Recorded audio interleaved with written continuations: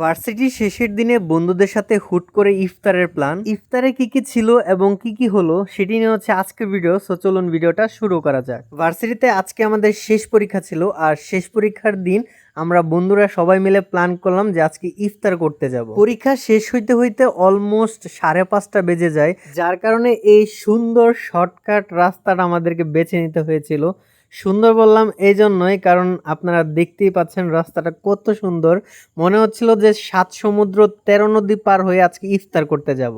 তারপর সুন্দর রাস্তা অতিক্রম করে আমরা চলে আসলাম রিগেলে, আর এখানে হচ্ছে আমরা আজকে ইফতার করব। যেহেতু হুট করে আমরা প্ল্যান করেছিলাম, তাই হাতের কাছে যেটা পেয়েছি সেটার মধ্যে চলে গেলাম। রিগেল তেমন একটা বড় রেস্টুরেন্টটা, মোটামুটি এভারেজ একটা রেস্টুরেন্ট। তো প্রথমে হচ্ছে আমাদেরকে শরবত দিয়েছিল, আর শরবত দেওয়ার পর আমরা ফ্রেন্ডরা মিলে সেলফি তুলতেছিলাম। তারপর সেলফি তোলা শেষ হইতে হইতে আমাদের খাবারটা অলমোস্ট চলে আসলো, আর আমরা একটা প্যাকেজ নিয়েছিলাম যেহেতু হচ্ছে আমরা ইফতার করব।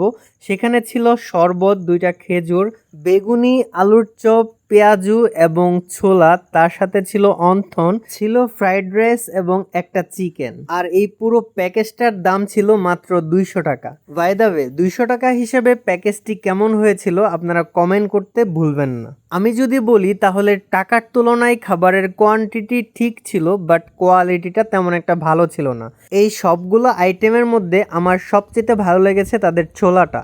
এই ছোলাটার প্রেমে আমি পড়ে গিয়েছিলাম, কারণ ছোলাটা অনেক বেশি মজা লেগেছিল আমার কাছে।